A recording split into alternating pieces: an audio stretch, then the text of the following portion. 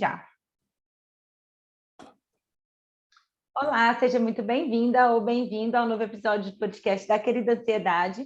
Hoje nós estamos aqui regravando esse episódio, porque no início dessa semana eu recebi uma convidada mais que especial para falar sobre a síndrome da impostora e, por alguma razão misteriosa, não deu certo, né? E aí a gente está aqui de novo. Luana, primeiro eu quero agradecer a sua disponibilidade para a gente gravar mais uma vez esse nosso bate-papo, e eu gostaria que você se apresentasse para o pessoal de casa te conhecer. Vamos lá, então. Obrigada pelo convite de novo, Camila. Fiquei muito feliz quando recebi esse convite. Gosto muito do seu trabalho, admiro muito o seu trabalho. Então, eu vou falar um pouquinho, né, de como eu trabalho, né? Então, eu sou psicóloga, meu nome é Luana, eu sou psicóloga. Eu hoje trabalho diretamente, né, majoritariamente com mulheres, então eu sou uma psicóloga clínica para mulheres, e já há 10 anos, desde quando eu me formei, eu me interesso pelo tema do amor. E aí, nessa jornada, né, de trabalhar com mulheres, de compreender, né, a subjetividade de mulheres, eu me deparei que um dos temas, né, eu me deparei com o amor de uma forma talvez não tão confortável, que foi o relacionamento abusivo. E aí, através disso, eu comecei a me aprofundar nos estudos do relacionamento abusivo e da dependência emocional. Então, hoje eu atendo na clínica individual mulheres, não só vítimas de relacionamento abusivo, mulheres em geral, mas tem um público grande de relacionamentos abusivos, e também coordeno um grupo de estudos chamado A Mulher, a Cultura e o Amor, que tem por objetivo ajudar psicólogas que têm o interesse de se aprofundar nos temas, né, relacionados ao ser mulher, e coordeno um grupo terapêutico para mulheres também. Essa sou eu.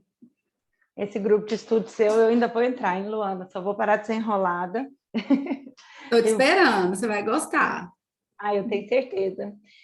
Luana, eu te convidei para a gente falar sobre a síndrome da impostora, né? Na semana passada a gente teve o Dia da Mulher e eu acredito que eu vi que você deu uma palestra falando sobre o tema, e eu acho que a forma como você aborda tem uma perspectiva muito interessante, né? E por isso que eu resolvi te convidar para fazer parte aqui hoje, para falar com as pessoas. Primeiro, vamos começar pelo termo, né? Esse termo ele me incomoda bastante, Uhum. da síndrome da impostora. Uhum, uhum. Então, o termo síndrome, ele ficou muito popularizado porque as primeiras pesquisas falavam muito sobre a sintomatologia, né? Então, assim, o que as pessoas que se sentiam impostoras sentiam, relatavam, né, sobre isso. E aí, ficou muito popularizado o termo síndrome, mas, querendo ou não, o termo, né, acaba fazendo com que a gente entenda isso como um adoecimento psíquico, né, patologize uma questão que não é sobre doença, é sobre um sentir, sobre questões culturais e etc. Então, eu prefiro falar sobre sentimentos impostores, sensações, né, de impostora, ou algo, o fenômeno da impostora, né, que eu acho que fica mais adequado para a gente não levar para esse lugar de adoecimento, né? Sim, isso é uma questão que esse nome síndrome ele me pega muito por essa um nome a impostora faz jus ao nome, mas o síndrome, querendo ou não, ele adoece, né? Eu fico muito preocupada porque as pessoas, né, as mulheres que sofrem, têm essa sensação de que tudo aquilo que elas fazem, ou aquilo que elas conquistam, os seus méritos, na verdade, são em decorrência de sorte, ou da generosidade de alguém, ou às vezes por estar no lugar certo na hora certa, e acaba gerando profunda ansiedade. E aí, quando a gente fala em síndrome, esse nome esse termo, né, se populariza, então aquelas pessoas que já sofrem com isso tentam tratar, né, porque é visto como doença, às vezes não conseguem, porque o ambiente social acaba favorecendo para que essas inseguranças apareçam, fortalecem essas inseguranças, e aí a pessoa se sente ainda mais incapaz, afinal de contas, ela não consegue se livrar daquilo que é colocado como doença. Eu acho isso, eu tenho bastante esse cuidado, sabe, Luana, de não tornar a doença aquilo que não é. Eu vejo isso muito com a ansiedade também, quando muita gente às vezes trata a ansiedade como se ela fosse uma doença, como se ela fosse um ser com vida própria, e que domina a minha vida e acaba perdendo um pouco da sua autonomia e também da sua potência diante desse sentimento que é tão, tão, tão desconfortável e que traz realmente muito sofrimento, né? Não é porque, só colocando fazendo um asterisco aqui, não sei, uma nota de rodapé aqui, porque eu estou batendo nessa tecla que não é síndrome, que não traz sofrimento. Né? Então, eu concordo com você que usar esses termos mais corretos, como o fenômeno da impostora, ou os sentimentos, né? Ou esse movimento da impostora, não diminui o sentimento, mas você ter noção que não é uma doença, te ajuda no enfrentamento, né, desse sofrimento. Eu acho que o mais importante da gente despatologizar, nem sei se esse termo existe, mas vou usar para ficar mais simples da gente compreender, é que quando a gente patologiza, quando a gente fala de doença, a gente individualiza.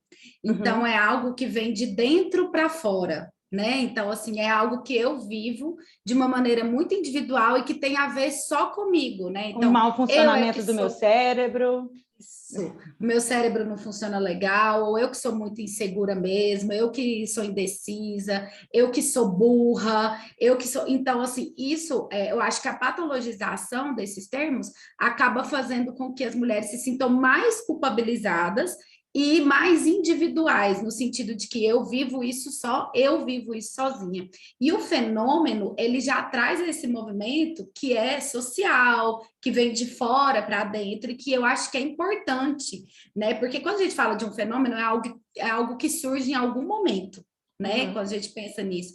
E aí a gente precisa contextualizar de onde é que vem a impostora, né? Então, eu acho que o termo fenômeno nos ajuda muito a compreender que é algo vivenciado em coletivo, né? E que tem uma influência direta que é de fora para dentro e que de fora para dentro a gente constrói o dentro para fora, né? Então eu acho que isso é muito interessante a gente pensar no termo fenômeno, porque tira um pouco desse lugar de que é um problema que está no meu cérebro ou é um problema que está na minha autoestima apenas. Não, é algo que afeta a minha autoestima, que pode me gerar alguns sintomas desconfortáveis e tudo mais, mas não é uma doença e eu não estou experimentando isso sozinha, porque a gente sabe que a impostora é um fenômeno que é experimentado por várias mulheres e, na maior parte das vezes, por mulheres, né?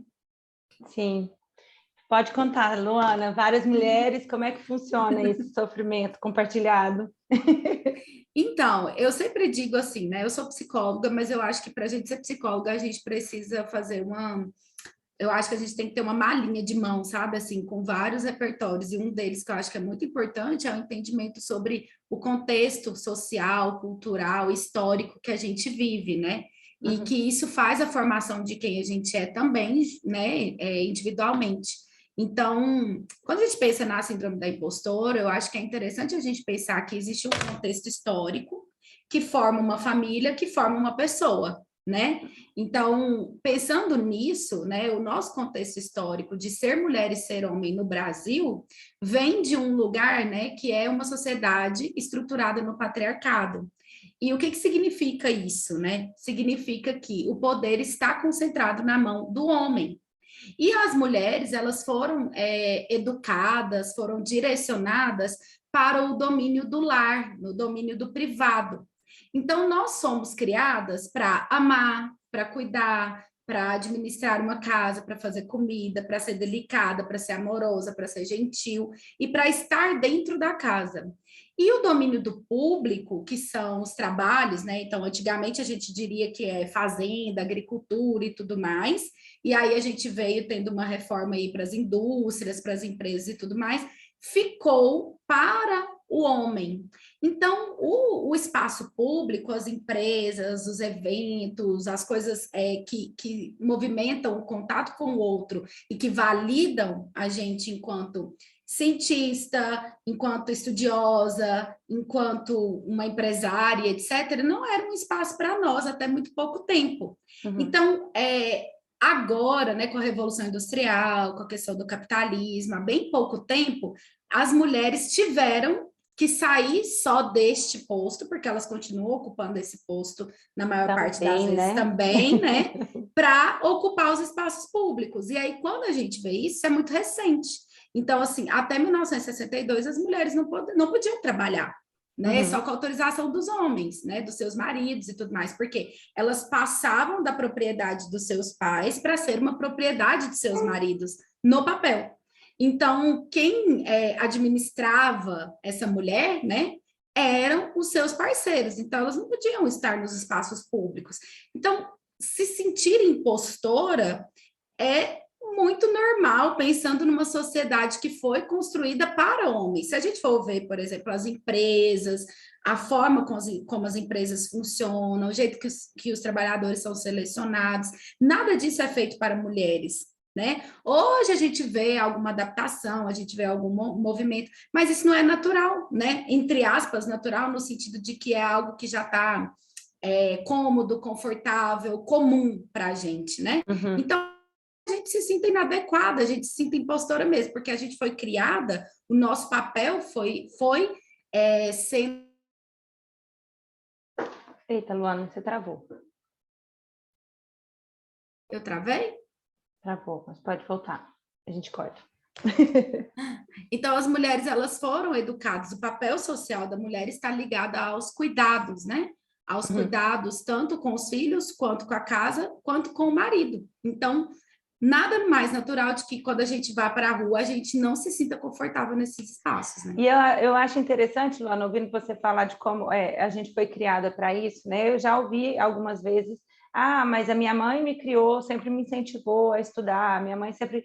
Mas aí, quando a gente entende, né, que essa criação, a gente não está falando só da criação de um para um, né? A gente está falando da criação da cultura. Então, sim, que bom, né, que você teve essa mãe que te incentivou, isso conta bastante, mas é todo um contexto que vai além da família nuclear, né? Tem os tios, tem os vizinhos, tem as avós, tem as professoras, então tem as amigas, mães de amigas, enfim, tem várias pessoas, a própria...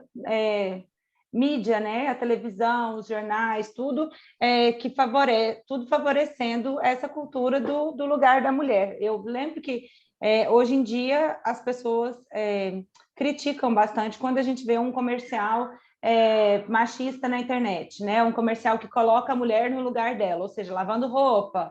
Eu acho que o primeiro comercial que eu vi na vida de um homem pegando um sabão em pó foi o do Babu. Né? E isso porque o Babu, do Big Brother, né? Ele criou toda aquela... Também, ele mostrou que ele faz as coisas de casa, enfim, ele mostrou esse lado dele e eu acho que a marca aproveitou e trouxe isso para fazer a propaganda, né? E foi uma propaganda bem legal, inclusive. Mas, então, a gente cresce com todas essas mensagens, não só dentro de casa, mas todo um contexto. Como você falou, 1960 é muito, muito pouco tempo. Se a gente for pensar em questão de humanidade, né? Quanto tempo isso? São o quê? 60 anos, é muito, muito 60 pouco. anos. É muito pouco, né? Assim, então, todo esse contexto, né? Assim, quando a gente pensa assim, como você disse, uma mãe que incentiva, um pai que incentiva os estudos e tudo mais, isso vai contribuir para que você se sinta mais segura? Vai. Mas você ainda vai enfrentar o mundo, você ainda vai enfrentar, né, o contexto social. E a grande questão disso a Valesca Zanello, que é uma autora que eu gosto muito, que me dá uma base muito boa, assim, eu estudo muito ela fala muito isso, assim, né, que ela fala da formação do ser mulher e do ser homem através de dispositivos.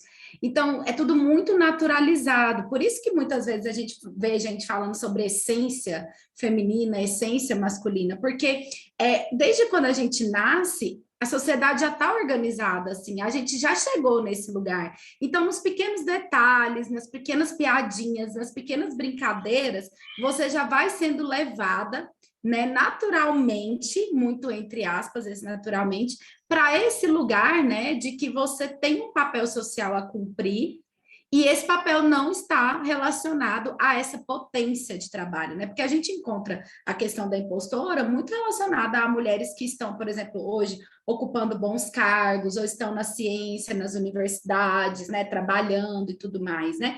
É muito difícil você ver uma mulher que se sente impostora em casa, né? Por exemplo, administrando um lar, vamos dizer assim, né? Fazendo comida, limpando casa, lavando roupa, cuidando de filho. Não, por que será que ela não se sente uma impostora nesse papel? Uhum. Talvez porque naturalmente, entre aspas, a gente foi levada para esse lugar. Então, quando a Valesca fala de dispositivo, ela fala disso que é implantado na gente de uma forma que a gente nem percebe, né? E por qual via? Tecnologia, né? E como você disse. Então, a Valesca traz muita questão das tecnologias de gênero, né? Que começam desde os brinquedos ali na primeira infância, que já Uhum. vão determinando esses lugares, né, até as propagandas, revistas, jornais e etc, né? Então, assim, no livro dela ela traz alguns exemplos e ela fala muito assim dos primeiros jornais, né, que existiram e tudo mais, que respondiam questões, né, que as mulheres mandavam para os jornais de homens que, por exemplo,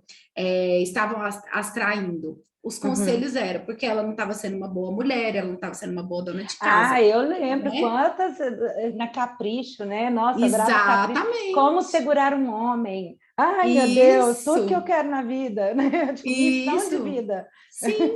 E Segurar aí, um de uma homem porque maneira. ele é bom demais, né? Não pode deixar. É, e é muito isso, né? Se a gente for parar para pensar, é assim que a gente vai sendo direcionado. Isso é um dispositivo, né? E é Ele está curioso ali que não tem atuando em aquela, né? Como você. se construir, né? Assim, a sua autoestima para você ser maravilhosa, né? E é isso aí. Não precisar de ninguém, E não né? Ou não precisar de precisar ninguém, se da parecer aprovação de alguém, você está ninguém. feliz, se não parecer ninguém, você está feliz também. Não tem. Exato. Acho que Então não é vende muito, essa matéria. não, não tem. Eu acho que ela não vende mesmo. Mas eu acho assim, é muito isso, assim, quando a gente começa a pensar nessa construção, né, da sensação de ser uma impostora, eu acho que vem muito desse lugar, porque tudo que foi, eu acho não, né, eu tenho certeza, tudo que foi nos ensinado ao longo do tempo, vai sendo reproduzido por nós mesmas. Nós Uhum. acabamos reproduzindo isso de maneira muito natural, repito bem, entre aspas, esses papéis, né? Então, assim, nós, quantas vezes a gente que trabalha, eu trabalho, você trabalha, a gente não sente que a gente pode estar falhando em casa, fazendo, Ah, deixando, não, né? em casa eu tenho certeza, né? Aí, E aí agora no também não trabalho, questiona no pelo menos uma trabalho. vez por semana eu fico assim, gente, eu vou procurar outra profissão. O que que eu estou fazendo? Quem que eu acho que eu sou? Uhum. Aí tem dia, uma vez por mês, eu tenho um surto mais intenso, aí eu vou na internet, procuro opções de curso, eu vou fazer outra faculdade, estou na profissão Então, errada, uhum. e é E ruim, é isso, né? horrível. Se você for parar para pensar, é assim, a gente teve esse acúmulo, né, de função, porque aí a gente tem o trabalho doméstico, que é um trabalho que não é valorizado, mas que é extremamente necessário, que inclusive é o que dá base para os homens irem para a rua e ganharem o mundo, né? Porque Sim, eles e chegam em casa e está cansa. tudo Não organizado. acaba, não tem fim, não tem Não, não tem meta, fim, não tem não tem. estrelinha, não tem Uhum. reconhecimento. Exatamente. E é um trabalho que é muito importante para a sobrevivência, né? Então, Sim. assim, a gente tem isso, que é um acúmulo de funções, junto com o trabalho, né? Então, junto ao trabalho formal, esse de ser psicóloga, por exemplo, no meu caso, de ser psicóloga, e se eu cuidasse dos trabalhos da minha casa, o trabalho doméstico. No meu caso, eu não cuido dos trabalhos da minha casa, até porque eu sou deficiente física, então eu não consigo fazer isso. Então, eu preciso de uma pessoa para me ajudar aqui. Mas Uhum. esse trabalho ele não é valorizado. Para mulheres que acumulam funções, por exemplo, então elas têm que necessariamente, como se fosse natural, acordarem cedo, fazer o café da manhã dos filhos, colocar a mesa, ajudar o filho a trocar de roupa, para ele tomar café, escovar o dente, para ir para a escola, aí leva na escola, aí nesse tempo que o menino está na escola, está limpando a casa, aí na hora que o menino chega tem que ter comida para o menino comer, aí está limpando a Não, casa e eu já me cansei, conheço muito bem essa rotina. E aí, no meio disso, tem o seu trabalho formal, Exatamente. E aí tem que né? estudar, e aí tem que estar plena. Eu lembro Uhum. no começo da pandemia, né? No começo não, assim, acho que lá para outubro de 2020, eu estava assim, nossa, eu estava num nível de estresse, de loucura interna, assim, um sofrimento. E aí, é, não foi em outubro, não, deve ter sido em julho. porque meu filho parou de estudar, né? Ficou estudando em casa, mas não estudava. Aí ele não queria fazer aula online, eu decidi, então não vai fazer. Mas não é tão simples, né? Vem a culpa de seu filho não estar estudando, vem o medo, eu estou fazendo a escolha certa, vem a angústia, vem a preocupação, meu Deus, ele vai ficar burro o resto da vida, ele não vai alfabetizar. Ele estava na época de alfabetizar, eu falei, meu filho não vai saber ler, meu Deus do céu. Aí tá, né? O pai dele mora numa fazenda, com cavalo, com potro, com vaca, com galinha, com tudo, acho que só não tem porco. E nada. Aí um dia eu mandei mensagem para ele, pelo amor de Deus, passa uns dias com ele. Tudo que uma criança em isolamento social quer é uma fazenda. Eu queria estar na fazenda. Aí eu mandei para ele um artigo falando que aumentou na época, acho que 56% a internação de mulheres, mães que trabalham, sabe? Por questões de saúde mental. Eu falei, eu vou me internar daqui uns dias, sabe? Aí ele pegou, passou uns dias e voltou mais tranquilo. Mas foi desse jeito, assim, como a responsabilidade estava aí que ficou gritante para mim essa questão da pandemia, não só para mim, né? Eu estou dando meu exemplo, mas eu sei que milhões de mulheres também passaram por essa situação de ter que equilibrar. A gente vê o número de mulheres que deixou de produzir seus artigos científicos, né? Eu vi uma pesquisa mostrando que teve uma queda muito brusca nas publicações, e isso, ok, hoje, né, acontece e tal, mas futuramente, quando elas quiserem uma promoção, quando elas quiserem mais dinheiro, né, para poder financiar a pesquisa, isso tudo vai refletir e fortalece ainda mais esse movimento que a gente tanto luta, né, para quebrar essa disparidade entre as oportunidades que são oferecidas para o homem e para a mulher. E eu acho que ficou muito nítido como isso em casa precisa mudar também, né? Não é só nos espaços, né, que a gente vê, tem empresas que estão trabalhando para isso, mas precisa realmente começar dentro do lar. Sim, com certeza. No final, por conta da disparidade de gênero, a gente sempre vai ver as mulheres em desvantagem nisso, né? Porque, por exemplo, quando acontece um adoecimento com o filho, quem tem que parar o seu trabalho formal para cuidar desse filho, para levar no hospital, para levar no médico e etc. A mulher. Então, o tempo todo, a gente é reforçada de que o nosso papel não é aquele da empresa. O nosso papel é cuidar do nosso lar, é cuidar do nosso filho, é a cuidar. hora que o calo aperta, né? Você que vai. Assim, muito isso, assim. O tempo todo a gente é reforçada a questionar se aquele espaço ele é nosso mesmo, porque a gente é convocada a administrar toda uma casa o tempo todo ainda, né? Não existe essa coisa do equilíbrio, né? Do compartilhar e tudo mais. E isso afeta a gente no nosso trabalho, porque muitas mulheres perdem o emprego por isso, né? Sim. Porque às vezes falta muito, porque o filho está doente. Perde o emprego, tudo deixa de ser mais. promovida, Sim, vai para a lista sim, negra, né? Não oficial, mas sim. super existente. Uhum. E se a gente for olhar as pesquisas também da pandemia, da época da pandemia, os trabalhos formais, esses trabalhos de comércio, que são esses trabalhos de frente, de lojas, por exemplo, restaurantes, esses cargos, a maior parte das vezes, são ocupados por mulheres, e foram os cargos que foram destituídos, né? A maior parte de desemprego veio de mulheres na pandemia por conta disso, porque esse serviço que é esse serviço do doar, né, do cuidar do outro e tudo mais, todo são as mulheres que executam. Então, 90% da taxa de desemprego é ocupada por mulheres. Olha só o quanto isso é pesado, né? Então, a gente está sendo o tempo todo levada a acreditar que esses não são nossos espaços mesmo, né? Sim. Como é que a gente pode ir caminhando nessa direção, né? Não digo nem resolver, porque a solução é muito grande e leva bastante tempo, mas a gente precisa começar, né? Eu acho que o movimento, ele né, tanto no sentido individual, de a gente procurar ajuda psicológica, sim, porque os sintomas, né, os sintomas que a gente sente quando a gente se sente impostora, são sintomas desconfortáveis, são psicológicos, emocionais e fisiológicos, né? Então, tem os sintomas da ansiedade e tudo mais, então eu acho que o trabalho individual da psicoterapia, ele pode ser muito útil para mulheres no sentido de uma rede de apoio, de um fortalecimento, né, dessa segurança, dessa autoestima, um lugar onde ela possa falar sobre tudo aquilo que a angustia sem ser julgada, né? Uhum. E eu, assim, sou defensora da psicoterapia para mulheres, feita com mulheres. Então, acho que é muito importante, porque, de alguma maneira, a gente se encontra nesse lugar, existe uma identificação, porque uma mulher sempre vai vivenciar, de alguma maneira, a misoginia, né, a disparidade de gênero em algum sentido. Então, eu acho importante.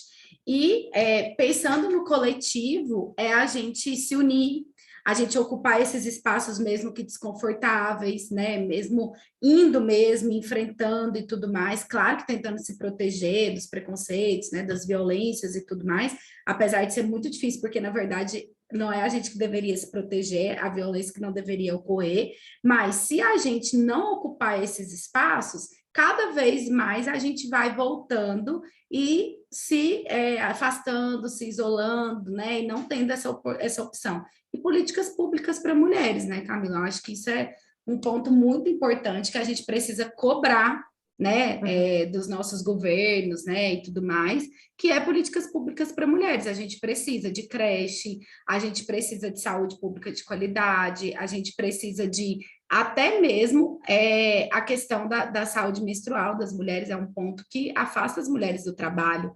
Muitas mulheres não vão trabalhar quando estão menstruadas porque não tem absorvente. Então, a gente está falando aqui de um ponto que é da ciência, das mulheres que estão na ciência, a gente já está falando de um lugar de classe média alta, etc. Mas falando das mulheres pobres, que são a maioria e que estão, né, buscando oportunidades, essas mulheres também sofrem nesse sentido. Então, políticas públicas, eu acho que é muito importante conscientização, né, e fortalecimento. Eu acredito que isso é muito importante. Uhum. Inclusive, começar a prestar atenção, quem já não tem as suas candidatas mulheres, né? Começar a prestar atenção nas propostas das mulheres, que tem algumas, poucas ainda, mas já tem algumas, que a gente pode olhar e ver as propostas, se alinha com aquilo que a gente acredita, né? Também a conduta, e começar a colocar mulheres também nesses lugares, né? Luana, você falou da ajuda psicológica, vamos falar um pouquinho sobre como sente, né? Como é a mulher que sofre, a Luana impostora, a Maria impostora, a Débora impostora. Eu acho que um ponto que é muito fácil de identificar é a ansiedade, né? Então, sempre que tem um evento, sempre que tem alguma coisa que é importante, que essa mulher sente que ela vai ser avaliada, né? Que ela vai colocar ali na praça o seu saber, já vem uma ansiedade, né? Assim, sintomas mesmo de insônia, preocupação, né? Pensamento repetitivo sobre aquele tema. E aí, muitas vezes, a gente vê aquele ciclo, né? De procrastinar, deixar para a última hora para fazer, né? Ou estudar compulsivamente uma coisa que você já sabe, porque você acha que você não está ainda preparado para falar sobre Camila, aquilo. você já sabe isso. Mas é aquela coisa assim, parece que eu tenho que ler mais um pouquinho, porque eu não estou lembrando. E aí você fica naquele movimento repetitivo, Nunca leu bastante. estuda, nunca leu bastante, nunca sabe o bastante, procrastina até o último minuto. E aí, quando vai fazer lá no último minuto, o negócio sai de uma vez, porque você já sabe mesmo, né? E aí faz muito rápido. E aí vai lá, apresenta aquele trabalho, apresenta aquele trabalho mesmo, e aí quando ela é reconhecida, que ela pensa, foi sorte, é porque eu estudei muito, muito mesmo, ou eles estavam querendo me agradar, por isso que eles me elogiaram, né? E aí vem um sentimento ali de alívio, porque passou aquela situação, mas também uma sensação, né, de alívio. Mas também vem um sentimento de culpa, do tipo, eu enganei todo mundo, eu não sou tão boa assim, eles não sabem a verdade, uma hora eles vão me descobrir, eles vão saber que eu não sou tão boa assim, que eu tô mentindo, né, e tudo mais. Então, é um ciclo. E aí passa, quando tem uma nova situação em que você se sente desafiado, você entra de novo para esse lugar, né? Preocupação excessiva, insônia, sintomas de ansiedade, às vezes falta de apetite, enjoo de estômago, todos os sintomas que a gente costuma encontrar, né, em crise de ansiedade e tudo mais.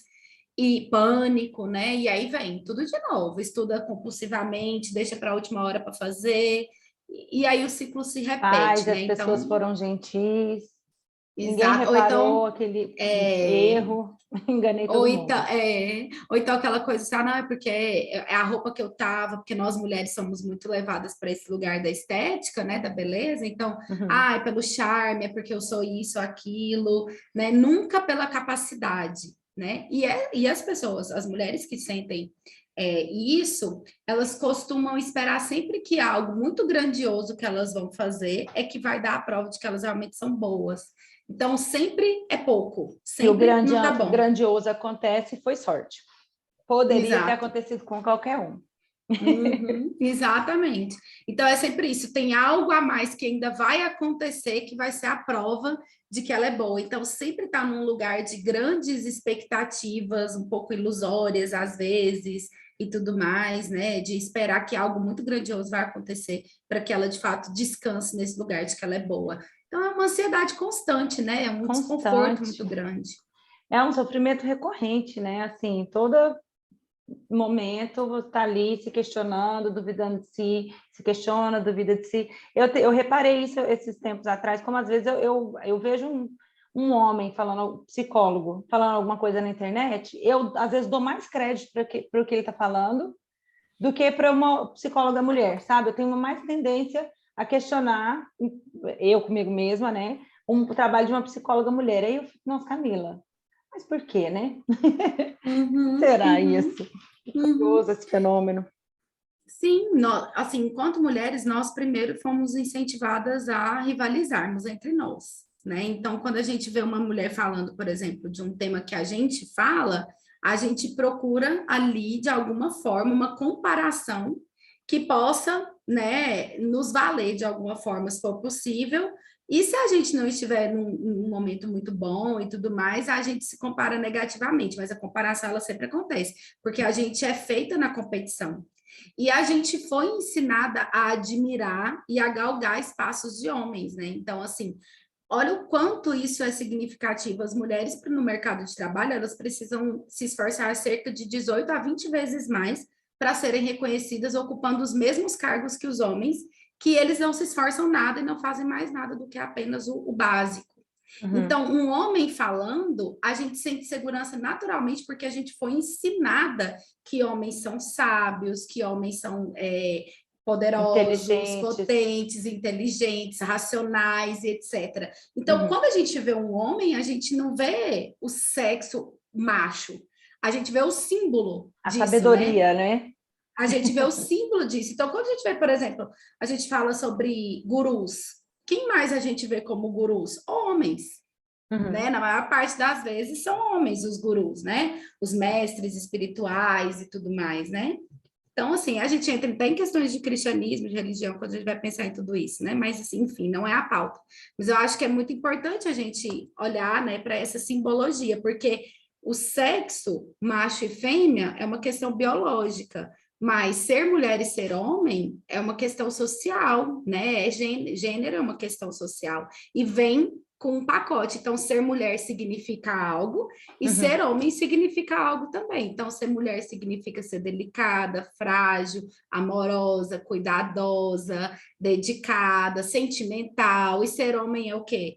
Forte, sábio, racional, protetor, provedor. Então, tudo que está de potência está no símbolo do ser homem. Uhum. Então, naturalmente, os homens eles transitam nos espaços com muito mais tranquilidade e naturalidade. Repare, vai num bar, por exemplo, você vai ver isso, assim, os homens entram e saem com muita tranquilidade e naturalidade, né? Sim, Agora, veja as mulheres, elas estão o tempo todo, ai meu Deus, minha roupa, não sei o quê, será que não sei arrumando. o quê? É. Então, tudo isso são símbolos, né, que a gente não pode descartar. É, e tem a questão do olhar também, que incomoda. Uhum, Estou lembrando a época que eu ia em bar, né? Podia estar de moletom, eu ia de cabeça baixa para o banheiro, porque incomoda, né? Assim, você tá uhum. indo fazer xixi, para de ficar me olhando. Sim, um olhar objetificado, né? Um olhar de Sim. objetificação. E eu, tô, Então, é isso. a gente tá, eu tô com um grupo de leitura, né? Que a gente está lendo o livro da Brené Brown, A Coragem de Ser Imperfeito. E ontem a gente terminou o capítulo da vergonha, né? E ela fala que a vergonha é um sentimento universal, que é aquele sentimento de eu sou inadequada, né? É diferente da culpa de eu fiz algo errado, então tem uma ação que eu fiz que eu posso não fazer mais, mas a vergonha tem isso que eu sou o errado, né? Então o problema está comigo, enfim.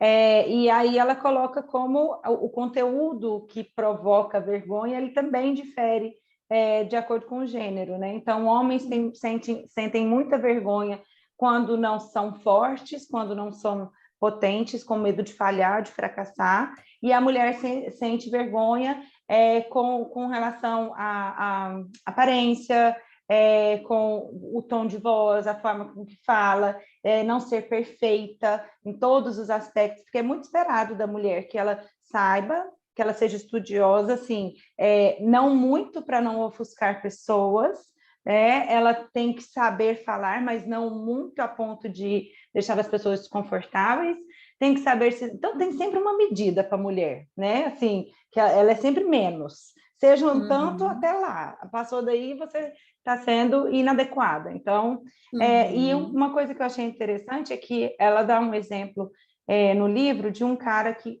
contando a experiência dele, que quando ele era mais novo, ele jogava futebol, deve ser futebol americano, né? Pela agressividade que ele falou. E eles jogavam futebol e tudo mais, e aí ele foi para uma liga profissional. Profissional não, eles iam jogar um campeonato. E aí, nesse campeonato, tinham os outros jogadores de um time que já eram maiores, né? Mais fortes, mais imponentes, e aí ele falou que, pelo olhar dele, ele sentiu medo, e o técnico viu pelo olhar dele, o treinador, e falou assim, larga de ser maricas, e não sei o quê, fez um comentário que ele se sentiu humilhado naquele momento, e aí ele percebeu que não poderia sentir medo, ele sentiu raiva do comentário do treinador e usou aquela raiva para o jogo, e foi muito bom. Então, eu fiquei pensando nisso também, como os homens são ensinados a utilizar a raiva, não vou nem entrar na questão da humilhação, mas a utilizar a raiva de uma forma a ir e conquistar alguma coisa, né? Então, vai adiante, vai e faça. E a mulher, ela é ensinada a usar a raiva como guardando e chorando. Virando tristeza, né? Virando tristeza, que é uma postura de submissão, né? Porque é como se você estivesse dando sinal para outra pessoa, né? Isso até é biológico, né? Você está dando sinal para outra pessoa, eu perdi, né? Eu não, é como o cachorro que vira as patinhas para cima, assim, né? Então, e muito dessa raiva que a gente sente, mas não sabe usar, também poderia ser usada, inclusive no trabalho. Quantas vezes a gente já não foi mais ríspida com uma pessoa que estava exigindo aquele tipo de posicionamento da nossa parte, porque estava ultrapassando algum limite, estava sendo desrespeitoso, enfim, não estava adequado, e exigia essa postura mais ríspida, até para nosso autocuidado, e depois a gente sai se sentindo culpada ou envergonhada, porque, nossa, eu não fui fofa, né? Mulheres têm que ser fofas, delicadas. E aí, sim, e aí você falando isso, né, eu fiquei pensando, a primeira coisa que me ressaltou os ouvidos é como é que esse homem foi criticado? Ele foi criticado sendo chamado de mulher, né? Sim. Maricas, né? Então, assim, ele foi humilhado sendo chamado de mulherzinha, né? E aí a gente já começa a entender as disparidades de gênero, porque ser mulher é ser ruim, é ser inferior, é ser fraca, né? Tanto é que é uma crítica, porque o ser homem, ele é construído através da negação e da impenetrabilidade do homem. O homem não pode ser tocado e ele precisa negar o feminino, né? Então, tudo aquilo que caracteriza o gênero ser mulher, né, o gênero feminino, é o que o homem precisa negar para ele ser visto como homem. Forte. Então, nesse sentido, a gente já entende que existe misoginia, né? O homem, ele é ensinado a odiar a mulher. Olha só, ele é ensinado a odiar tudo que representa o papel social da mulher. Tudo que representa o sofrimento ser mulher, vem daí, né? Assim, nossa, a gente está fugindo do assunto, Luana, mas não nada tem problema. a ver, né? Não tem problema. Mas quanto sofrimento vem de ambas para ambos os Sim, gêneros, né? Assim, então, sim, o sim. homem sofre muito com isso, a mulher sofre também. E eu achei interessante quando ela fala no final lá da vergonha, né? Que a gente tem essas caixas que cabem a gente, né? Então, cabe os homens, aqui cabe as mulheres. Se sair dessa caixa, vergonha para vocês. E aí, mas quando a gente consegue encaixar perfeitamente nessa caixa, ou seja, eu de fato sou perfeita, eu de fato sou dedicada, sou amorosa, compreensiva, eu não erro, né? Eu sou tolerante com as pessoas. Quando eu consigo, eu sou linda, mas eu cuido da minha saúde, mas eu não posso mostrar os esforços que eu faço, né? Porque a mulher tem que nascer linda, assim. Uhum. Então, quando eu encaixo perfeitamente nessa caixa, vem, ok, ganhei a estrelinha, né, do social, parabéns, mas vem um sentimento de solidão muito grande, né, uma Uhum. solidão de ter me perdido, tanto do contato com o outro, como contato comigo também. Mas assim, essas mulheres, a estrelinha dessas mulheres é ser escolhida por um homem, né?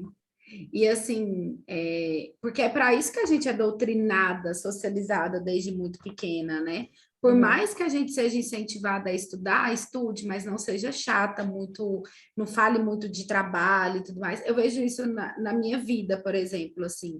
Cara, a hora que eu abro a boca no meu meio, assim, na minha família, tudo mais, lá vem, problematizar não sei o que lá, inteligente, mas chata, Deus me livre, eu não sei como é que seu marido te aguenta. É mais ou menos nesse lugar, né? Uhum. Então, a nossa socialização, ela é toda para ser aprovada, escolhida, né?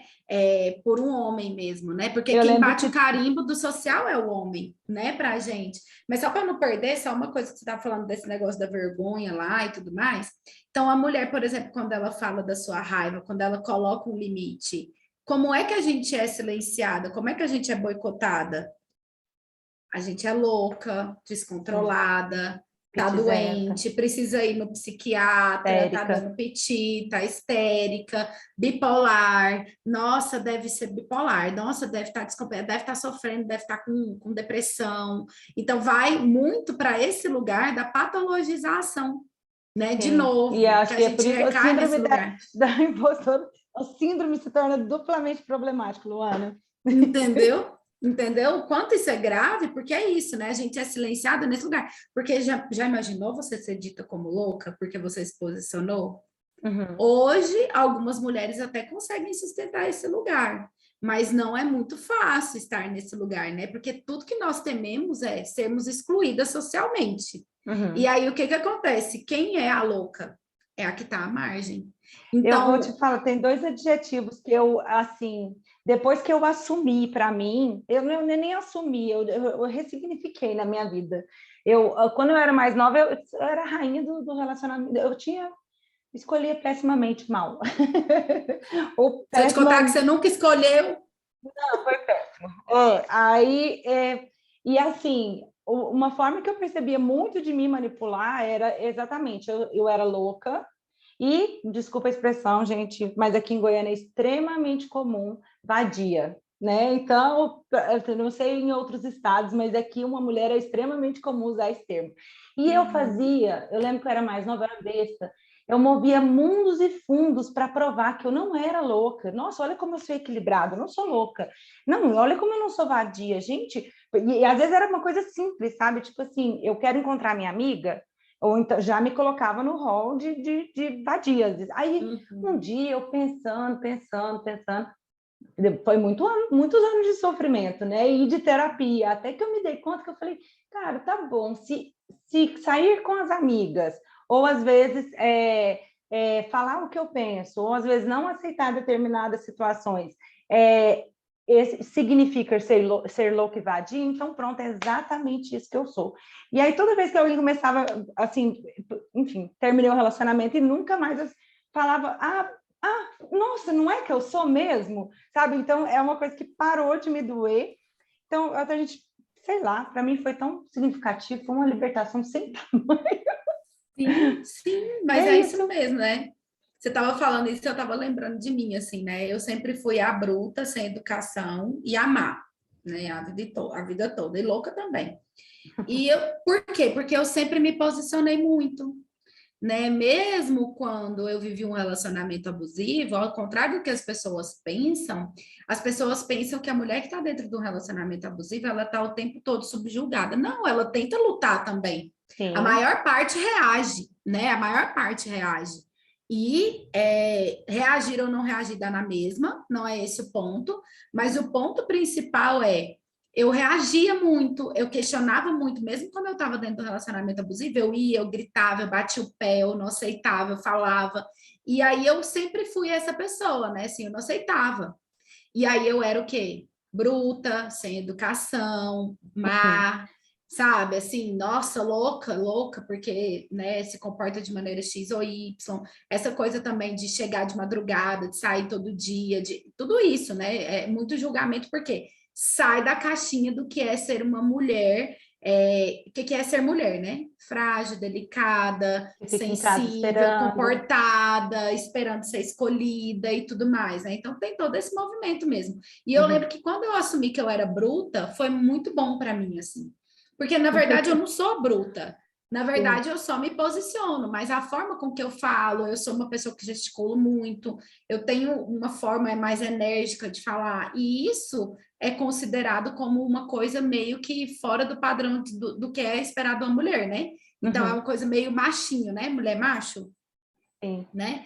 Então É. leva muito para esse ponto, né? Então Eu acho acho que que uma coisa que fica muito gritante assim é como às vezes pega características, né, que são nossas de fato e usa como se isso fosse um defeito, né? sim, Aí é onde dói assim, até você uhum, entender que é isso mesmo, é exatamente isso, mas não é um defeito, né? uhum, Faz parte da uhum, minha personalidade, enfim, uhum, posso muito bem ser amada por isso e quero e aceito, não aceito menos, Luana. sim, sim. E uma das coisas que eu acho que a psicoterapia ajuda muito, tá levando nesse ponto da impostora e tudo mais, e de todos essas coisas que a gente estava conversando, né? Que o Jung fala muito, é essa integridade, né?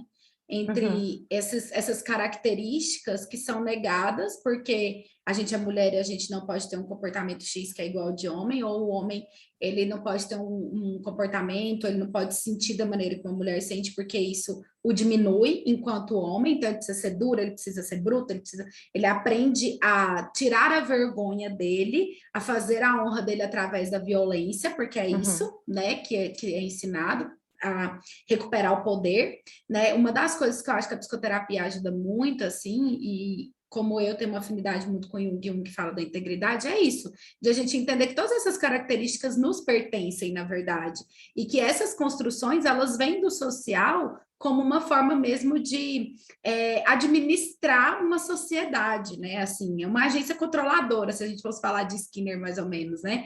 Então, assim, entra muito nesse lugar de organizar uma sociedade. E organizar como? Identificando papéis e formas de funcionar em que um depende do outro. uhum, Porém, a gente sabe que a gente é interdependente enquanto sociedade. Porém, o homem, ele é tido como alguém superior e como ele depende sim da mulher, né? Porque ele não consegue fazer várias coisas porque ele não foi ensinado a fazer, ele subjuga essa mulher e aprisiona e controla essa mulher, né? E nós somos ensinadas que a gente não tem acesso a esse lado, né? Essas características que são ditas masculinas, mas nós temos, a gente tem esse potencial dentro de nós. E aí a gente acaba olhando para esse homem como alguém que também vai nos completar. Então, essa ideia que um completa o outro é adoecedora, né? E nos fragiliza enquanto potência, porque nós somos interdependentes, de fato, mas nós temos potencial para desenvolver qualquer habilidade, desde que a uhum. gente também seja incentivado, esteja num ambiente que seja favorável para isso, tenha, né, alguém que esteja ali incentivando. Então, essa questão da impostora, eu acho que vem muito para esse lugar, né? Nós temos esse potencial, a gente está ocupando espaços, mas a gente também ainda não tem uma sociedade, um contexto que seja favorável para o nosso desenvolvimento e para a nossa segurança. Então, assim, é profundamente normal que a gente se sinta assim se uma sociedade não nos aceita nesse lugar. Porque é Uhum. isso, eles estão dizendo que não pertence a gente e a gente está ali. Porque também a gente precisa, porque a gente quer galgar outros espaços e tudo mais. Então, é um caminho, né, que a gente precisa fazer, que eu acho que é muito importante, que é esse da desconstrução de gênero, né? Essa coisa da disparidade de gênero. Sim, uma vez eu fiz o aplicativo da Querida Ansiedade em 2016, né? E aí eu fiz da minha cabeça, fiquei pensando, estudando, vendo outros países que já tinham feito aplicativo, porque no Brasil não tinha. E aí eu fui pesquisando e lendo artigo científico. Eu falei, nossa, então tá. Aí eu achei a ferramenta para eu fazer, porque eu não sou programadora, então, obviamente, eu preciso de uma ajuda. Aí eu fiz, entrei em contato com a minha amiga, com a Ana Luísa, que até virou minha sócia maravilhosa. Falei, Lu, aqui o negócio é assim e tal, faça a sua mágica, né? Aí ela entendeu, fez o design todo do app e tal, ficou lindo. E aí, assim, Luana, em pouco tempo saiu do zero, eu ficava assim, gente, nossa, será que vou ter 100 milhões, 100 mil downloads, né? Aí teve 1 milhão. Aí eu arrumei uma pessoa para fazer parte do nosso, né, empresa. Aí eu lembro um dia, numa reunião, aí ele virou e falou assim para mim, Camila, vai ser muito bom com você as reuniões com uns investidores, porque você é bonita. Eu falei, oi? Oi? Você acabou de chegar, pegou o trem andando, é porque eu sou bonita? Isso me deu assim um nível de indignação que não está escrito, né? Tanto é que eu até hoje isso é uma coisa que, sabe aqueles pontos que você lembra da raiva? E aí é uma coisa que me irrita profundamente. É isso, né? Assim, então a validação é essa, né? Então, querendo ou não, sem querer, acho que ele validou a minha síndrome da impostora. É por isso que as pessoas gostam, não é por causa do seu trabalho, né? Então é por isso. Ai, ódio. E isso é muito comum, né? Muitas vezes a gente vê mulheres, né, por exemplo, alcançam um cargo alto, alguma coisa assim, e alguém pergunta, mas o que você fez, hein? Com quem Né? você Assim, quando é uma, dormiu? né, o teste do sofá, que a gente ouvia falar, né, nas televisões e tudo mais, né, que falavam que as mulheres tinham casos com seus diretores para alcançarem esses espaços. Cara, né, isso é uma forma que a gente tem de minar mesmo, né, a segurança da mulher que está ali desenvolvendo um trabalho, que está ali estudando, né, que está ali tentando se desenvolver e E tudo eu acho que mais, o pior e é que ainda reforçar esse passa a lugar da. mensagem: você não pode ter caso com ninguém. Ou seja, Sim, que caso sim, contrário, se você tiver, vão te julgar, se não tiver, também vão te sim, julgar. sempre vão, sim. E passa essa mensagem que sempre tudo está vinculado à sua beleza, ao que você pode oferecer como objeto sexual, né? Objeto de desejo. Então, isso é muito perigoso, né? Quando a gente pensa nesse lugar, assim. Então, acho que falando disso que a gente está conversando hoje, o que eu acho que a mensagem principal que a gente precisa deixar para essas mulheres é que, sim, nós vamos sentir isso, e a maior parte de nós sentimos.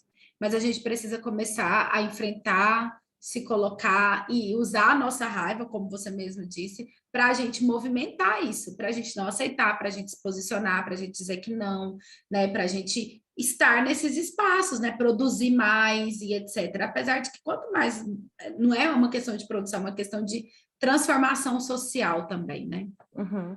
E eu acredito que também são um pouquinho mais generosa, né, no olhar para si. Eu acho que isso falta bastante para, não sei, a autocrítica é a pior das críticas, a pior de todas. Então, se a gente aprende também a ter um pouquinho mais de generosidade, isso a gente falou ontem no grupo, né? Eu não falaria para uma amiga, mas eu falo para mim. Né? Eu não falaria para uma pessoa, porque a gente tem o dom de se jogar lá no chão, né? Então, Luana, E além também disso, eu acho que a gente incentivar mulheres, né? Nós nos incentivarmos, nós priorizarmos o trabalho de mulheres, a gente comprar mais trabalho de mulheres, né? Assim, porque eu acho que viver é um ato político, sabe, Camila? No meu ponto de vista, tudo que você faz ou deixa de fazer, você está fazendo ou não uma transformação, ou você está concordando, ou você está mudando alguma coisa, né? o Sartre Então, eu falava penso isso, que né? consumir é uma forma de você manifestar também como você pensa, o que você acredita e tudo mais. Então, contrate mulheres, compre coisas que mulheres fazem, né? Priorize o trabalho de mulheres, destaque o trabalho de mulheres, fale, reproduza o conteúdo de mulheres. E assim, por que não? A gente vê tanto isso na comunidade masculina, né? A Valesca fala da casa dos homens, né? Os homens, eles trabalham em conjunto, uns defendem os outros, uns né, fazem todo esse movimento. Por que não a gente não fazer isso por nós, né? A gente não priorizar, na hora que a gente vai indicar uma profissional, a gente priorizar indicar uma mulher, por exemplo, né? Contratar o serviço de uma mulher, tá vindo aí imposto de renda, contrate uma contadora, né, ao invés de ser um contador, enfim, coisas nesse sentido, porque eu acho que se a gente começar a ter esse senso de grupo, né, de uma união, a gente vai se fortalecendo e vai tendo a possibilidade de ocupar outros espaços e começar a achar esses espaços comuns, né, porque nós estamos indo para eles, né? Sim. Isso vai promovendo essa mudança, né? Que não é da noite para o dia e que demora mesmo. Mas quem sabe temos fé. Temos fé, eu tenho muita fé. Eu espero que a gente consiga assim fazer os trabalhos de formiguinha, né? E assim, a psicoterapia eu acho que é uma via, não é a única, mas eu acho que ela é uma via muito potente para a gente auxiliar essas mulheres, né? Então, se você sente isso e tem a oportunidade de procurar ajuda, procure, né? Procure sim, a psicoterapia ela pode te ajudar sim. Uhum. Sim. E uma coisa que eu tenho valorizado muito também, né, Luana, grupos. Eu acho que Sim. essa troca de experiência, ela é muito rica. Cara, muito. Eu estou agora coordenando um grupo, né, de mulheres que não é uma temática só de relacionamento abusivo, a gente fala sobre o sofrimento que a gente vive em todas as áreas e tudo mais. E eu vejo o quanto o grupo ele é potente e transformador, né? A troca, o sentir que você não está sozinha, que você não vive isso sozinha, né? Ouvir a história do outro promove insights, né? Também você tem outras ideias, você amplia a consciência. Então, eu acho que o grupo ele é muito potente para nós. Sim, também acho e recomendo. Luana, você quer falar mais alguma coisa? Conta para as pessoas onde podem te encontrar. Você só se apresentou como Luana, Luana Debs, como que te acha? Gente, então, vocês podem me encontrar nas redes sociais como Luana Debs. Luana é com 2 N's e o Debs é com B mudo. Então, é Luannadeb de bola S. Vocês me encontram lá no Instagram. E lá no meu Instagram tem um link que você pode falar comigo pelo WhatsApp ou também pode mandar direct, enfim. Quando dá e sempre que dá, eu tô por ali, respondo, gosto de ter essa troca e tudo mais. E Eu vou obrigada, Camila, deixar. pelo convite. Eu que agradeço a sua presença por voltar, né? Primeiro por participar e depois por voltar. Eu vou deixar o link do Instagram da Luana aqui na descrição. Quem quiser acessar, ela desenvolve um trabalho muito bacana. Eu adoro tudo que você posta. Eu falo, gente, essa Luana é maravilhosa mesmo, né? Eu adoro. E é isso, gente. Eu agradeço mais uma vez a presença. Fique com Deus e até a próxima. Tchauzinho, gente. Vamos juntas.